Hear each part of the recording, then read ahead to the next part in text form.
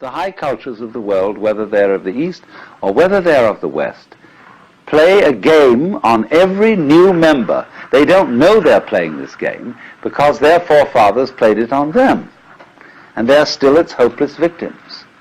The game is called the double bind, and the formula under whose auspices everybody comes into this world is as follows.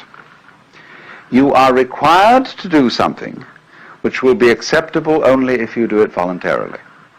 You must love me. You must go to sleep. You must be natural. You must be free. Listen to that. You must be free. Now what happens, you see? Society, the community into which every child enters, defines the child. We know who we are as other people react to us. So the other people say to us, you're an independent agent. You're responsible. You are a freely acting individual. But this is a commandment.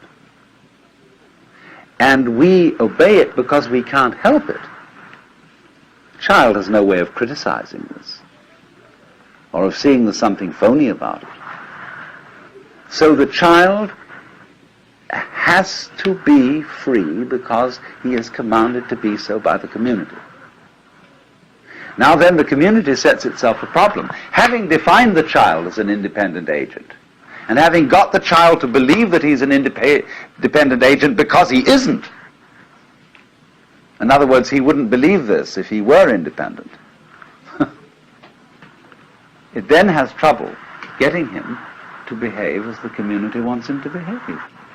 So they feel then there's something ornery about all children. They're born in original sin, and they're refractious and so on. Of course they are, because they've been defined in a self-contradictory way. So when the community says to a person, you must be free, or when we are in a family relationship in which the members of the family are saying to each other, you must love me, it's your duty to love me, what a bunch of rot.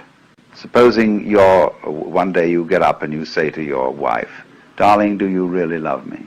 And she replies, well, I'm trying my very best to do so. Is that the answer you wanted? No. You wanted her to say, darling, I can't help loving you. I love you so much I could eat you. You don't want her to try to love you. But yet that is what you put on people in almost any marriage ceremony. That you shall love this person. Thou shalt love the Lord thy God. Thou shalt love thy neighbor as thyself. This is a double bind. And anybody who lives under the dominance of a double bind lives in a state of chronic frustration, because he is devoting his whole life to solving a meaningless, nonsensical problem. Let's take the double bind that is the deepest of all. You must go on living. Now, living is a spontaneous process. And to say to it, you must happen, is exactly the same thing as saying to any kind of creative artist, you must come through with the goods. Tonight you must give the superb performance, and above all you must be unself-conscious. This is being done to us all the time. And the object of the Zen discipline is that instead of doing this to people unconsciously, as parents do it and as teachers do it to children, and as the children's peers do it to their own peer members, in Zen the double bind is put on you deliberately, knowing how stupid it is. The teacher is well aware of everything he's doing and what tricks he's playing on you, because he has behind it all the compassionate intent of getting you into such a fierce double bind that you will see how stupid it is. So then, what happens is this. He gives you the double bind. Be genuine. I want to see you do something that is the real you. I had a friend who was studying Zen, and he was given some koan like this to work on. And when he was one day going for his interview, he walked through the garden that connected the sodo, or the monk's study quarters, with the master's place, and there was a big bullfrog. Bullfrogs in this country are rather tame. People don't eat them. And so he swept up the bullfrog and dropped it into the sleeve of his kimono. And when he got in front of the teacher to answer the koan, that is to say, to do spontaneously produce his genuine self, he produced the bullfrog. And the teacher looked at it and shook his head and said, too intellectual. Or, as we might say, too contrived, too studied. That's not yet you.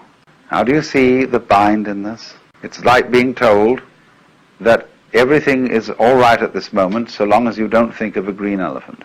So try not to think of a green elephant. See? Now as he works at this, as he tries to produce the genuine you, the teacher really strings him out on this and makes him work and work and work over a period of many months until he comes to the point of seeing this. There is nothing you can do to be genuine. The more you do, the phonier you are.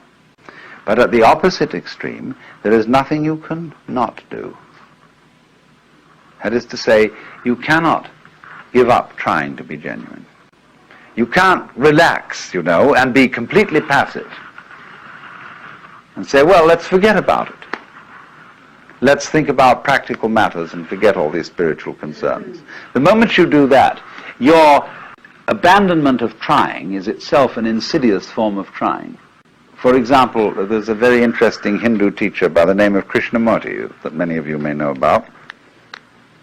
And he tells people, that all their religious inquiry, their yoga practices, their reading religious books and so on, is nothing but a form of perpetuating one's egocentricity, but on a very refined and highbrow level.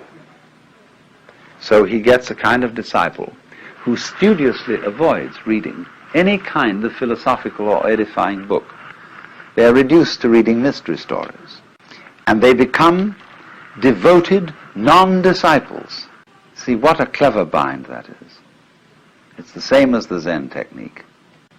You can't, in other words, let go of your... we've seen, my point was at the beginning, we saw that the way of Buddhism is to let go of yourself, to see that you live in a universe in which nothing can be grasped. Therefore, stop grasping.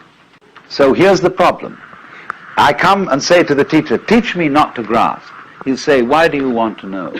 And he shows you that the reason why you want to stop grasping is that it's a new form of grasping.